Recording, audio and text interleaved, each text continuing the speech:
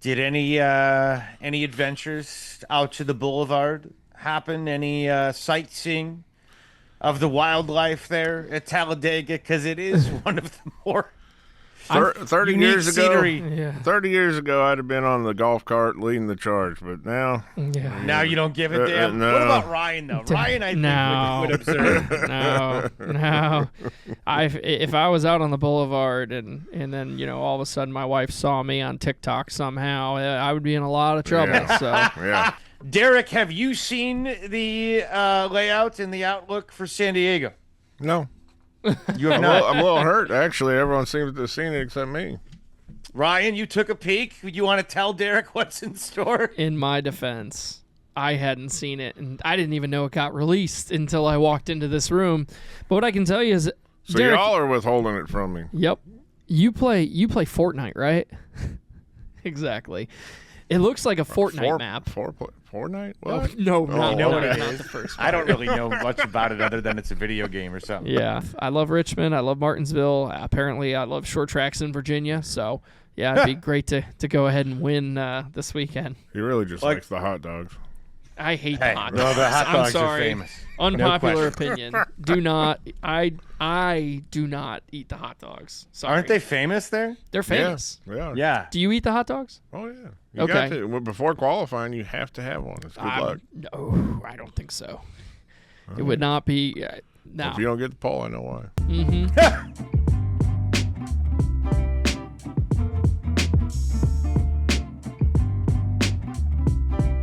And we welcome you into Backstretch Banter with Roush Fenway Keselowski Racing on Sirius XM NASCAR Channel 90. I'm Chris Childers. We got a special treat today. We've got the driver of the number 64 Mustang, Ryan Preece, and his crew chief, Derrick Finley, going to be with us for the entire hour. We'll talk about Talladega, look ahead to Richmond and the final race of the season after that in Phoenix, and just kind of get into the nuts and bolts of what's happened throughout the year, the first year of the 60 team together. So a pleasure to have them both on. Ryan Preece, hello, sir. How are you? I'm doing good, and we got the father of a future Olympian here, by the way. His daughter smoked the entire, what was it? Smoked everybody yesterday at a big running race. You know, I never ran myself. I was the opposite of a runner, probably. I played football, right? You don't say. But no, I enjoy it. She did a great job. I run around with my stopwatch. It's like being at the racetrack, I'm like, yeah, all the other parents think I'm crazy, but whatever. Well, I love that. Congratulations to the Finley family for having speed in the car and with the feet. That's kind of cool. I love that. And I'm never much of a runner either. I envy those that can do it. I mean, God bless them, because it's just something that is absolutely not fun for the vast majority of society. But let's talk about it, boys. We're almost to the end of the season. You guys have had your harmonious first year together as driver and crew chief.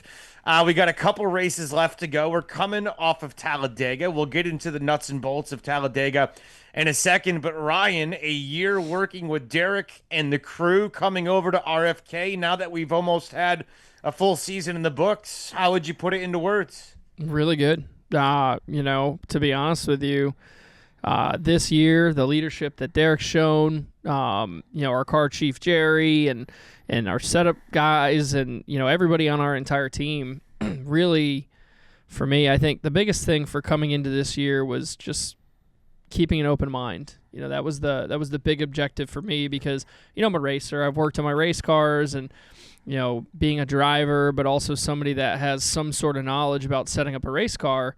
You can get preconceived notions about certain things. So, having a group around me that I trust and really put a lot of faith in and really, I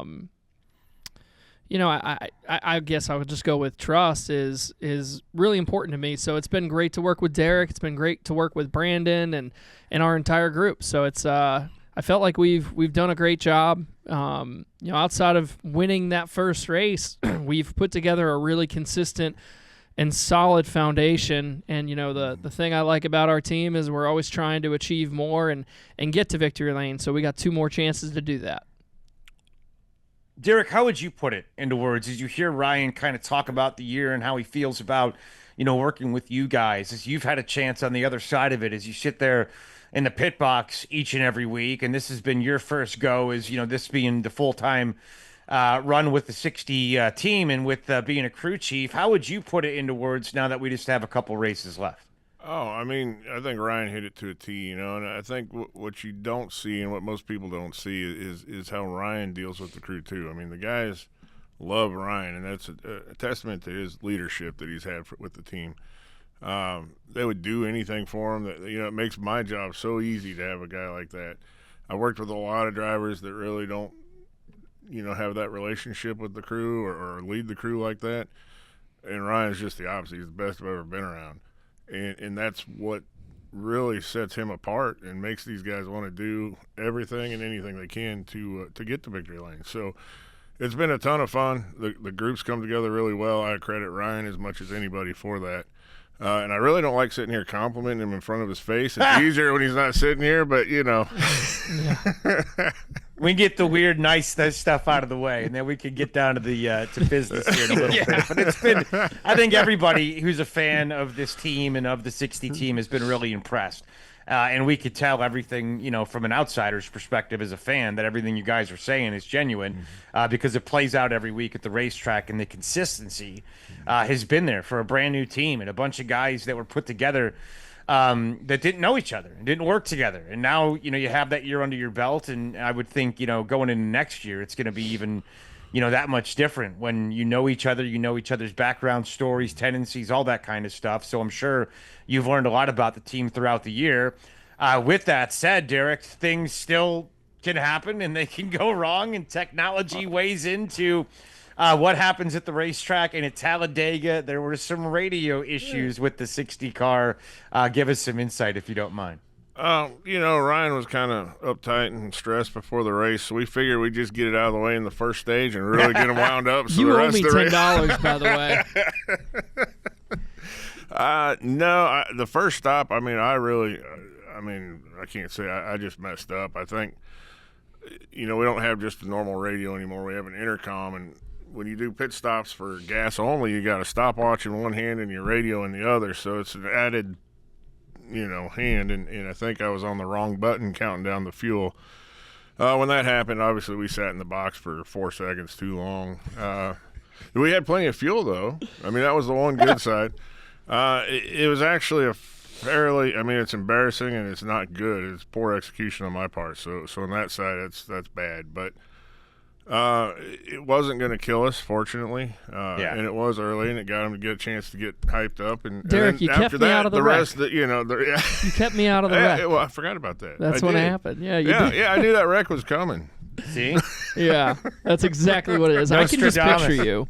I can picture Derrick sitting up on the box, holding this button and counting 4, 3, 2, and then I'm looking at Edgel in my mirror, which is my gas can, and the gas can, Edgel is looking at, me shaking, actually, I didn't see him shaking his head, but I'm sitting there and I'm counting to 4, and I'm like, I don't hear anything. Did we not plug in? What's going on here? Yeah. And then all of a sudden I hear Derrick go, go, go, go, go. So, yeah, we but he kept me out of the wreck. I did. I knew it was coming, and I knew if I told him he wouldn't believe me, so I figured I'd hold him on pit road. That's it. Oh, my gosh. I love it. And I love the chemistry and dynamic you guys have to, joke about it. In hindsight, I think it's pretty refreshing that, that it's that kind of dynamic with the number 60 team. In those moments, Ryan, when you're behind the wheel and you're sitting there, give us a little insight into, I don't know, can you feel your heart rate skyrocketing? As those 4 seconds probably feel like an eternity, don't they? Nah, I'm calm. You're calm? Really calm. I don't say much of anything. I don't believe you. Yeah, I don't really do. No, honestly, it's like the radio doesn't even exist. It's phenomenal. So I just I try to stay pretty cool because keep it together. But yeah, no, we got through that first stage. It was phenomenal. Derrick, yeah. Is he lying? He gets worked up every once in a while. I'll be honest. I've worked with a lot worse. And with him, I know we're going to get past it. It's different. It's not. He might yell on the radio and be mad at the time, but I know he'll understand when he finds out what happened. And that's the difference, right? I do calm myself down. He did. I say, "Hey, Brandon, I'm going to vent right now, so just let me vent." But yeah, it's very easily forgotten that our radios are not one-way communications. Everybody can hear it. So that's the challenging part. Weird that told is me to, not like, to the talk average person that thinks you can calm yourself down when you're going 200 miles per hour. You know what I mean? Like, it doesn't seem like it should be something that could happen. Our spotter Brandon does a good job, though. He does. He helps Chris, or he helps Ryan calm down, and he even helps me. After Ryan tells me not to talk on the radio, I calmly ask him, "Hey, is it okay if I talk to you?" And he always lets me talk to him. So either way. That's it. It's a different breed. I love it. Let's get into some of the nuance of the race. Fuel saving. Ryan had to drop back a little bit after taking the lead, tried to max save. Talladega, certainly a track that requires plenty of strategy and a lot of luck. Take us through that sequence. Ryan, certainly nice to be in the lead, but fuel saving always a big factor on those type of tracks. Yeah, I mean, honestly, it's pretty much the most important thing at this point, right? So no matter how you want to shape it or how you want to attack the race, it comes down to what you're saving in the tank. And early on, the plan was to kind of push, and we were able to get up front and get to the lead, but just how much fuel it took to do that, I had to figure out a way to get some of it back. So at that point, just kind of drop back all the way to the back and try to save as much as possible. That way, when we did have that first pit stop, that we weren't going to have to be plugged in for as long, or shorter than others. And that's just kind of how it was for the rest of the day. It was, from there on, it set the tone in stage 2 and stage 3. And I remember in stage 3 thinking, it's 68 laps, I believe it was, the final stage. And we made it all the way to 20 to go or whatever. So that's 48 laps on a green flag run. I don't think if we're wide open, what's a fuel run if we're wide open? 5.0, you got roughly 20 gallons. So, you're going to go 40 laps if you're wide open, maybe 42 laps. Yeah. Okay, yeah. So, for me, I was just in shock that all of us, when I mean all of us, I mean the entire field was saving as much as we did. And, at that point, it's like, what do you do? And then the caution fell, and that was kind of it. Mm-hmm. Yeah. Derek, when you attack Talladega like that, and you obviously, you got to come up with fuel saving, you were a little bit aggressive early. How much of that is feel for you, and how much of it is looking at analytics and numbers and trying to, put some science into that feel? There's so much plays into it. We some of it's team strategy.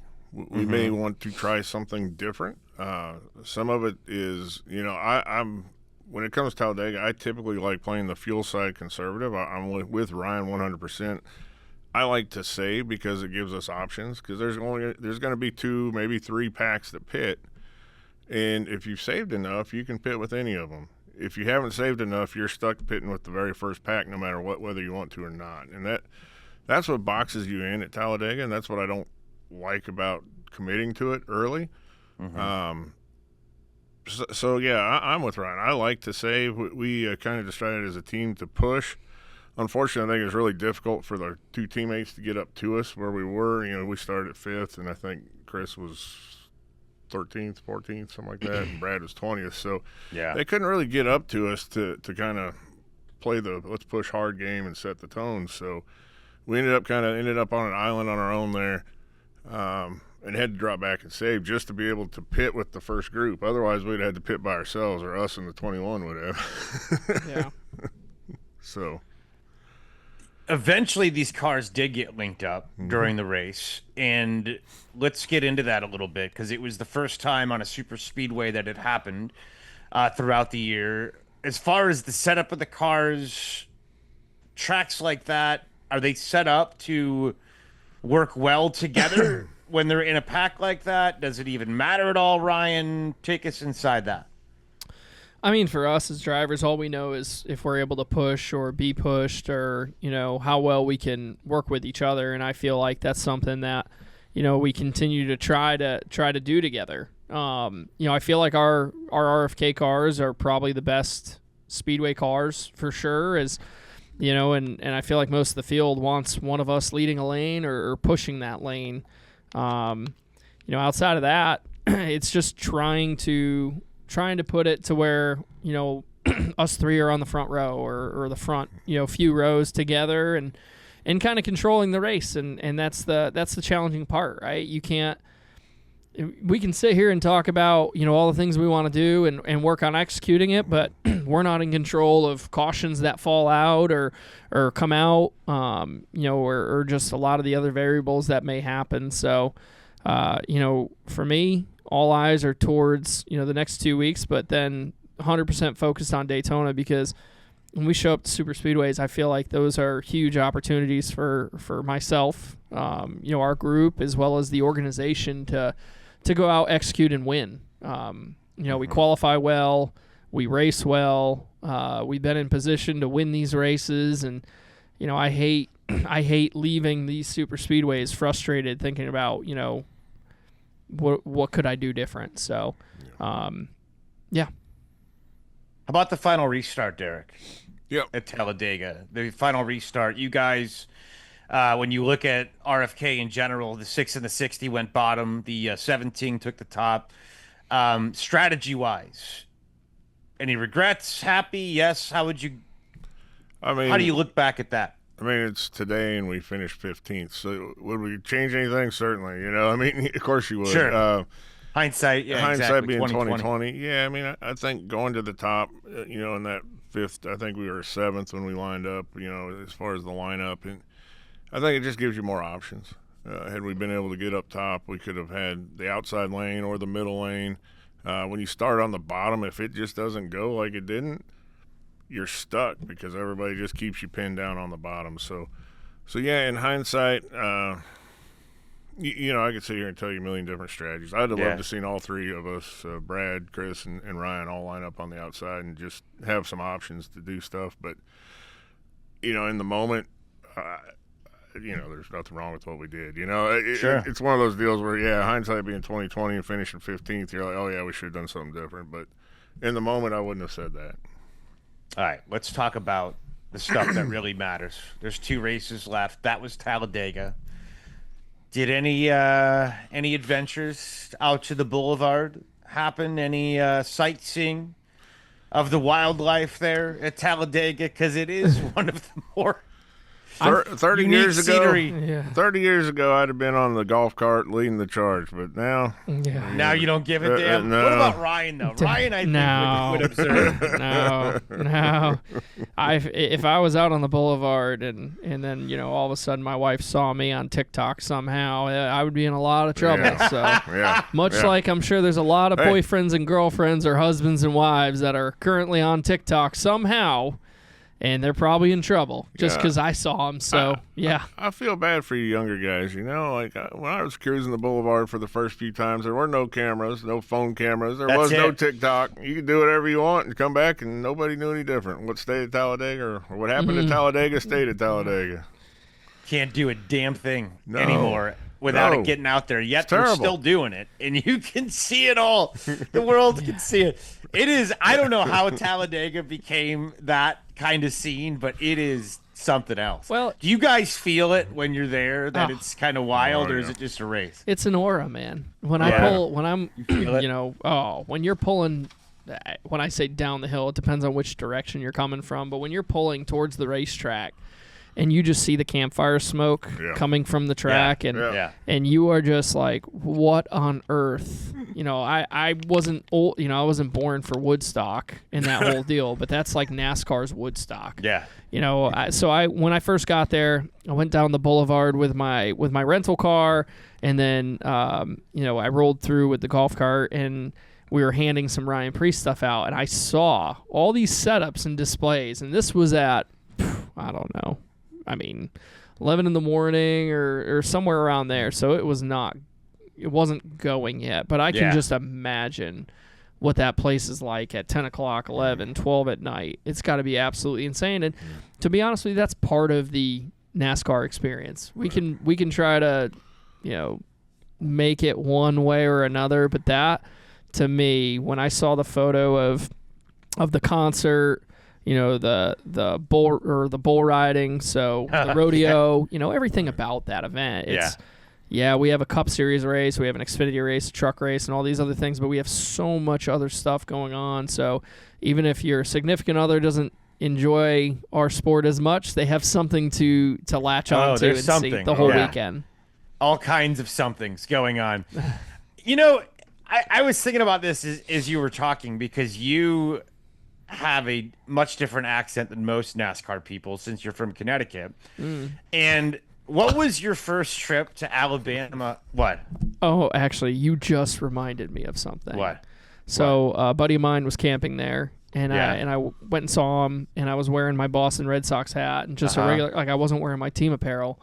And somebody walked up to me and was like, "You almost fooled me." I said, "What do you mean?" They're like, "We thought you were Ryan Preece. I mean, you look just like him." And my buddy and I kind of look at each other, and we're like, are they joking? But they were dead serious. They walked away, and I couldn't believe it. I'm not even kidding. Like, they're like, "You got a Southern accent," and that's why I remember this. I was like, I don't realize I have a Southern accent. I'm born and raised in Connecticut, so I don't know. Maybe I've been down here long enough that I'm picking it up a little bit. Well, that can happen where you're around. I will tell you this: when I was speaking in Alabama 2 weeks ago at Tuscaloosa. 2 hours later, I noticed I was twanging a little bit. So it can happen fast. But your first time in Alabama as a Connecticut man, what was that racing memory like for you, just experiencing it for the first time? It had to have been out of body. At Dega? Oh, yeah. It was my so it was what I remember. It was Chris, Emma, my wife and I walking down the boulevard, and there was a guy with a Goodyear tire around him, and he just had no top, no bottom, just the tire. So that's what I remember, and that was when I figured out that the Alabama and the South is a little different from the North. Was that person's name actually Derrick Finley? No, I'm kidding. It could have been. It may have been. I'm kidding. Derrick doesn't wear tires. Let's take a break. We're having fun today with the crew chief and the driver of the number 60 Ford Mustang, which heads to Richmond this weekend. We'll talk more with both Ryan and Derrick next, right here on Backstretch Banter. We are back here, Backstretch Banter, Sirius XM NASCAR Radio, Channel 90, your home for Roush Fenway Keselowski Racing each and every week, right here on NASCAR Radio. We got two of the greats of our team with us on the program today. Ryan Preece, the driver of the number 60 Ford Mustang, and his crew chief, Derrick Finley, hanging out. I kept saying Richmond a minute ago. We are going to Martinsville. I'm a doofus, but we're going to Martinsville this weekend. We've got 2 races left to go in the season, and then we'll have a little break before we get ready, and it's Daytona time, and we'll be gearing up all over again for next season. It happens all too fast. But gentlemen, Derrick and Ryan, let's talk more about the season that we just endured and what we're looking forward to ahead. And NASCAR, we did get some look today at the San Diego plans for the racetrack. I know Ryan was giving them a little peek over before we got on the air and had some comments. Derrick, have you seen the layout and the outlook for San Diego? No. You have not. I'm a little hurt, actually. Everyone seems to have seen it except me. Ryan, you took a peek. You want to tell Derrick what's in store? In my defense, I hadn't seen it, and I didn't even know it got released until I walked into this room. But what I can tell you is, so Derrick, y'all are withholding it from me. Yep. You play Fortnite, right? Exactly. It looks like a Fortnite map. Fortnite?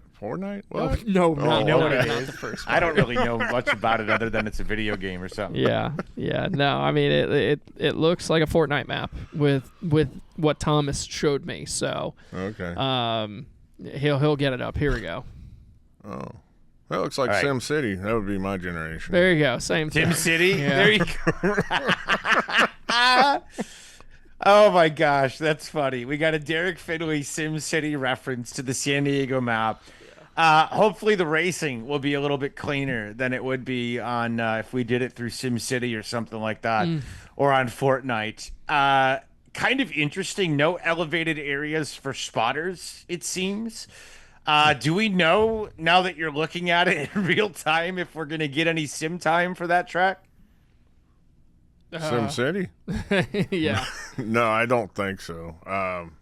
Maybe. I mean, they'll probably come up with something. They did for Chicago. Yeah, I don't know. Did Chicago help at all? Because I heard there was a lot of things that were kind of missing from it. Well, I think a lot of it you take is visuals or some sort of a visual that you can grab off. Because, to be honest with you, if you got 20 minutes and you're somewhere completely new, there's nothing he can do that's going to make me faster than me just running laps. So, yeah, it'll be it's going to be a challenge, to be honest with you. I don't know what to expect. I would expect an extra day's practice, but I don't think they'll let us. I mean, they're not going to set it up 2 weeks in advance and let us go test, or a month in advance. There's no way they can do that, I don't think. Yeah, I don't Does think Chicago, getting used to Chicago, make it easier when they pop up these new adventures? I don't know about for him, but for us, when we would go there after multiple years, everybody's a lot more comfortable. You're picking up speed. You really, I would say it takes 10 laps in the race for you to actually feel like, okay, this is where I'm working on. Because practice, you're just kind of like you're working on each corner at different points, and then qualifying, you try to put together the best lap you possibly can, and then the race comes. And you're just in a pack, and you're figuring out, hey, this is where I'm good, this is where I need to be better, or what can I do here? So, yeah, it's gonna take quite a bit to figure out. And from our side, it's difficult too. I mean, racetracks, they're built typically for racing, right? So the corners have the proper banking in them. You go to the street courses or these courses that aren't truly racetracks, and all the cambers are off corner or off cam. All the corners are off camber. Yeah, and there's different potholes and the roughness of the track. There's a lot of things we just don't know, So when we show up, we don't know if it's really rough, if it's going to be off camber corners or what. And so it takes a little bit of time just to learn the track. Now, how much is the banking that you can't account for? How much do you think that factors into the way Josh and them are trying to set up the car, or the unknown factor of it? The banking is huge. It completely, it changes the setup 100%. If you're off camber, you might run a little softer. If you're cambered correctly, then you're gonna probably run a little stiffer, just to compensate for the vertical loading there. But it's a big difference. And most of the road courses or street courses, if you look at it, they're not just off camber. Streets are domed, right? They're high in the center, and then they taper off on the sides. So you're actually entering some corners going with the proper banking, and then you go over that dome, and then you're off camber. So it's a challenge.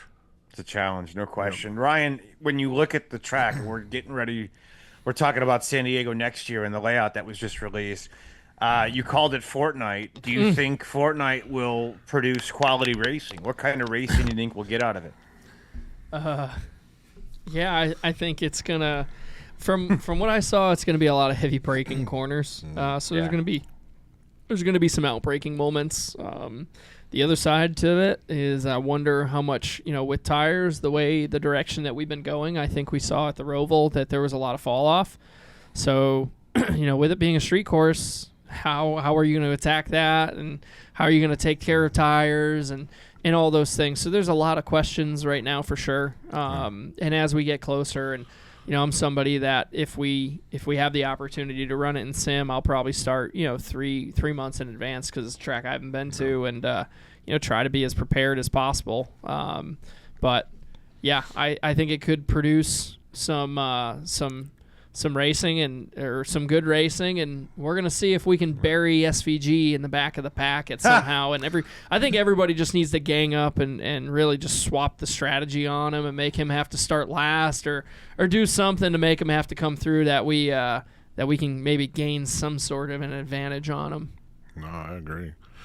From my perspective, I'll be honest, but before Chicago, I was probably the biggest critic of the whole street course thing. I felt like it was going to be a gimmick, and then I went to Chicago for the first time, and I'm like, you know what? This is one of the better tracks or better races we've had. I was shocked at how well it works. So I have fairly high expectations for San Diego. I think it's going to be good racing. I sure hope it is anyway. It's because he had a full stomach. He ate plenty of pizza in Chicago. I could walk across the pit box, across the street behind the pit box. I could get anything I wanted. Yeah. You didn't know I was doing that, though. I'm sure. Yeah. You were probably eating pizza and ice cream. You can't pit Being yet. I'm from eating ice cream. Chicago, Yep. I don't blame him. Being from Chicago and somebody who has eaten plenty of those, and you could tell in my body type of those treats over the years, you know what? Go for it. The pizza, the hot dogs. The Connecticut, you're close to New York. Chicago or New York style? What is it? Oh, Chicago. well, New York style. We call it Connecticut style, New Haven style, bud. You'll see one day. No, Chicago? Absolutely not. You don't have anything. Yes. It's not even close. Superior. Nah. Superior product. Yeah, No you're question all about it. dough. All dough. That's it. No, it's delicious. Ryan Preece, Derrick Finley, hanging out with us today as we're talking about the last couple of races of the year. We got Martinsville coming up next, and then the championship race after that. I am curious, when you guys go and kind of reflect on this entire season, and you're going to have some time here in a couple weeks, and hopefully a vacation and all that coming up. What will you say about next year in your mind? What will you be thinking you've established well enough, Derrick, this year that you know if you just do this or that or add this person or that person that you're going to put yourself in a position to have a season that you want? Like, what have you learned this year that you think you're going to really work on during the off season? I mean, the main thing for me is our notebook, right? You know, we used to go to every track twice. So if you made it through the first half of the season, the second half of the season is easy. You know, this year, I didn't realize there are so few races we go to twice again. You know, we used to go to Pocono twice. We used to go to Michigan twice. You know, go down the list. And to be able to go back to these tracks now that we've been to with a notebook and understanding how Ryan – you know, kind of likes things and what he wants to feel, you know, we're going to be able to adjust and be way better off the truck. And honestly, it's going to lead to success. I think we're going to win early and we're going to win often. Ryan, anything to add to that from your perspective as the driver? Nah, I liked what he said. It's great. It's phenomenal. Okay, that's the plan now. That's the plan. No, I mean, there's a lot of truth to what he says, and you know, when you go to places for the first time, you're kind of trying to establish a baseline, whether it's good or bad, and then move to the next one and critique on that, right? So I felt like Las Vegas was a prime example. Kansas was a prime example, you know, and then sprinkle in, you know, there's constantly things being changed, right? So with Goodyear and kind of the direction that they're going in, I think it suits my style and you know, things that I feel like I've learned throughout my years racing, you know, before coming to Xfinity or trucks or Cup, on how to save tires. So it makes me excited about 2026 and really the direction that we're heading in as a team, as a group, a company. And, you know, even though none of us made the playoffs this year, which is, you know, frustrating because we all said that the goal was for all three cars to make it. I feel confident in knowing that next year, you know, we can get all three cars in. We have the consistency side down, and now the goal is to go out, execute, and get ourselves in the playoffs next year. I want to get into something we talked about a few minutes ago, and this is Backstretch Banter with Ryan Preece and Derrick Finley today, the driver and the crew chief of the number 60. You kind of joked a minute ago about SVG, and, you know, clearly we can look back on the year and look at Trackhouse and, you know, give him a full-time ride, and it paid off. And he's had a lot of success in any road course he's won, and, you know, clearly it's been a good coup for them, and it's something that paid off for them. What are other teams, the 60 obviously, since it's your team specifically, saying about the road courses? And is there any planned meetings? Is there anything that teams are trying to figure out to ensure that SVG does not win all of these moving forward? Well, I mean, my wife was a school teacher, and what I would say is SVG is like the teacher and we're all the kids, and he's just playing with us. You know, he's obviously got an extremely good skill set for road racing, and you know, there's a lot to be learned. You know, I'm a student of the game, so I'm not afraid to say that I need to be better, and there's things that that I want to continue to push when it comes to road racing. I'm a short track racer, man. You bring me to Martinsville, Richmond, I feel like if we get everything right, I'm gonna go wax everybody, and we're that's what makes me excited about Martinsville, and so yeah, that's the plan. But as far as road courses, Derrick's given me a really good car this year. Mexico, I felt like outside of that penalty where I, too many boxes or whatever it was, having to start in the back and still driving forward, and the Roval, we ended up 6th. We had a great day there. So, to be at SVG's level, this guy's been doing it for a long time, and he's driven cars like this. So he's got a lot of nuances and things that he knows how to do on how to save tires. So the quicker I can learn and maybe pick up on little things that I've seen, the better I'll be. So it's study. It's study. It's study. It's you can talk about studying, but you got to go and put it. It is. Go do it. Yeah. I mean, I can sit here and tell you what I want to do, but going out and doing it is different. It's twofold, right? I mean, obviously there are things he can do to his car that that we need to learn also. It's funny though. It's a tandem, right? It takes the car that he's got with his style. I don't think you can plug a car straight under someone who hasn't road raced his car and they do well, or vice versa. I don't know that you could plug him into a car that no one's set up for him and he do well.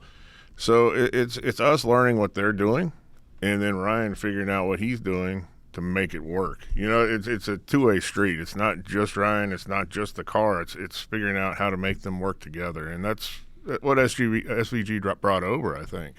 Yeah, he brought over setup ideas as well as his skill set that Ryan referenced to.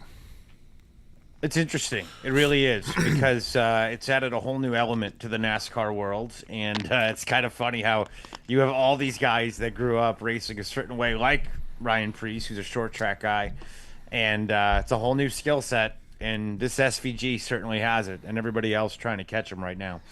Let's take a break. We'll come back. Martinsville this week. We got to talk more about that. Plus, social media is all abuzz about something called the TIG Twirl.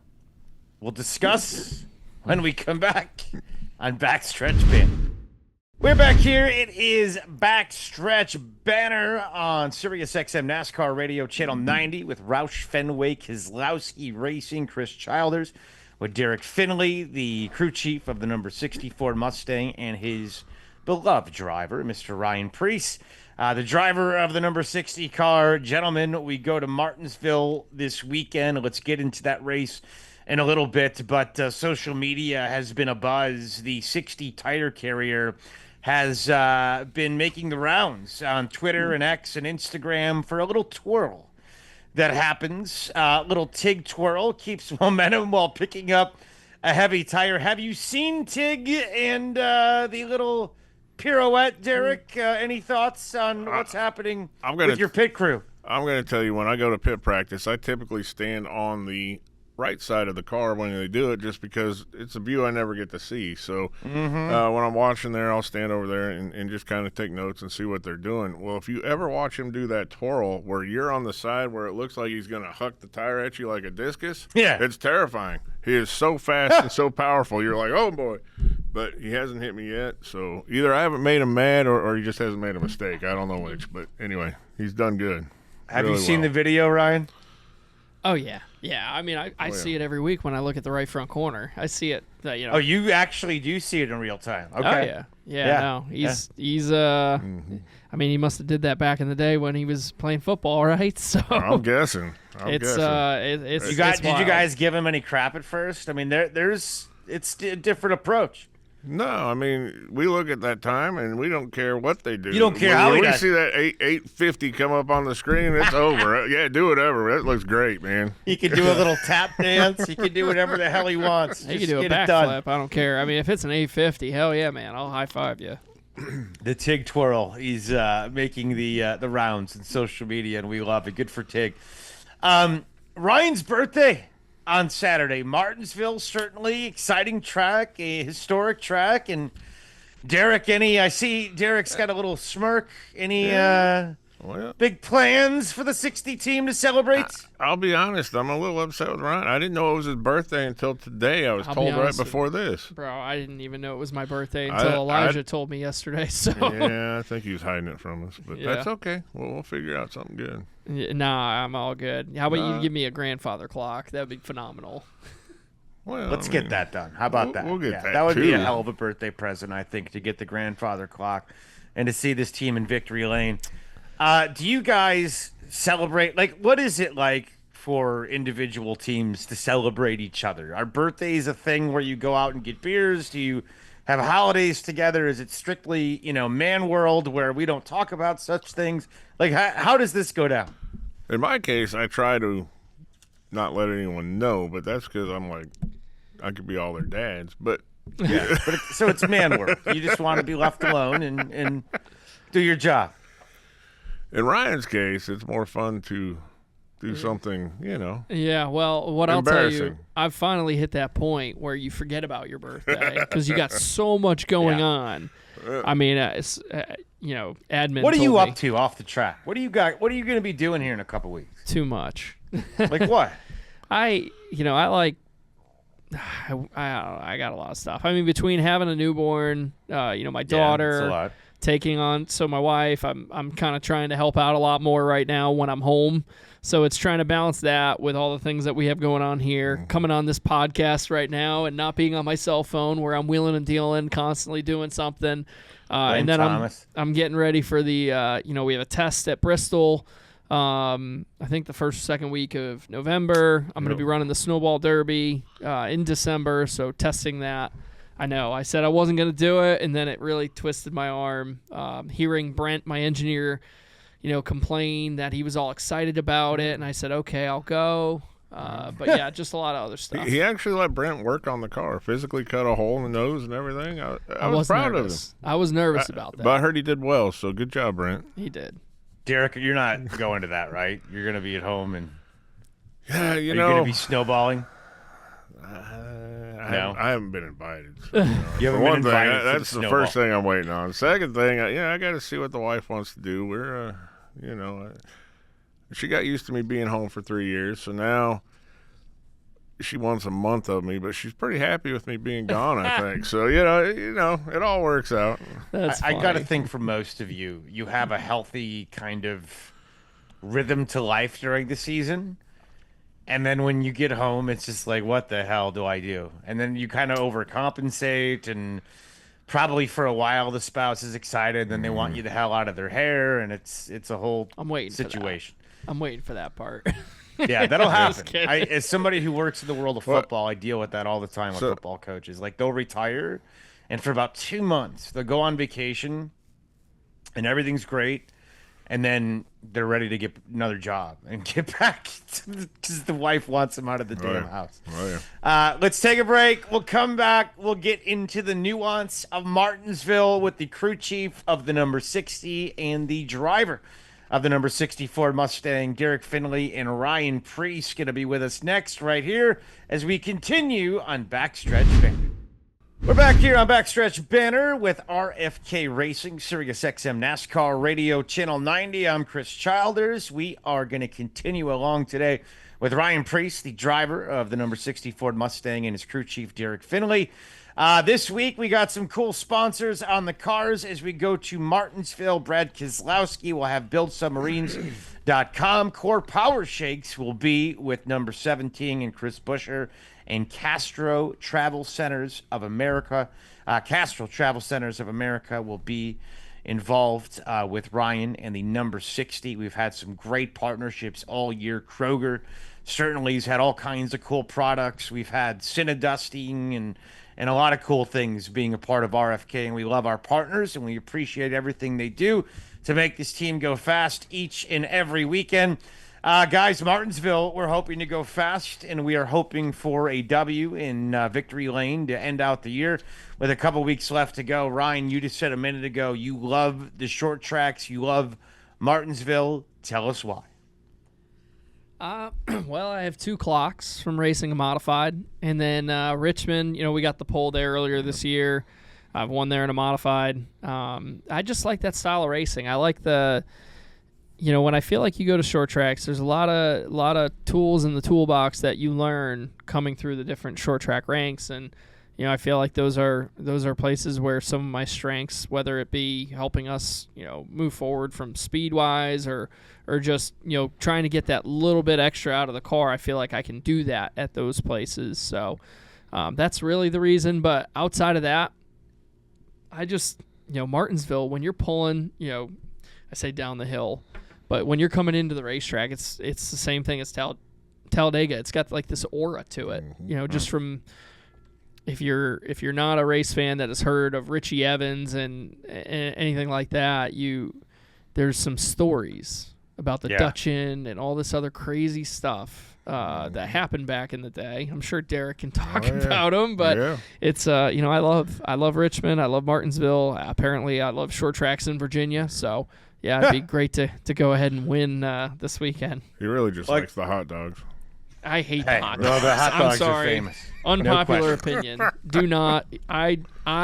do not eat the hot dogs. Sorry. Aren't they famous there? They're famous. Yeah. Do you eat the hot dogs? Oh, yeah. You got to. Before qualifying, you have to have one. It's good luck. No, I don't think so. It would not be. No. If you don't get the pole, I know why. Mm-hmm. Derek was probably the guy. So if you ever have the opportunity to visit Martinsville Speedway, kind of like do an infield tour, in the old garages there used to be chalk marks or Sharpie marks on, in the garage, whatever you'd call them, the support beams. And Derek was probably the guy that had 30 hot dogs. I believe it. No, that was every time I'd hit my head on that beam, I'd put a mark up there. But no, I might have at one time. Yeah, I might have. The red hot dog. Oh, yeah. Derrick Finley, the champion of the. Isn't the coleslaw red too?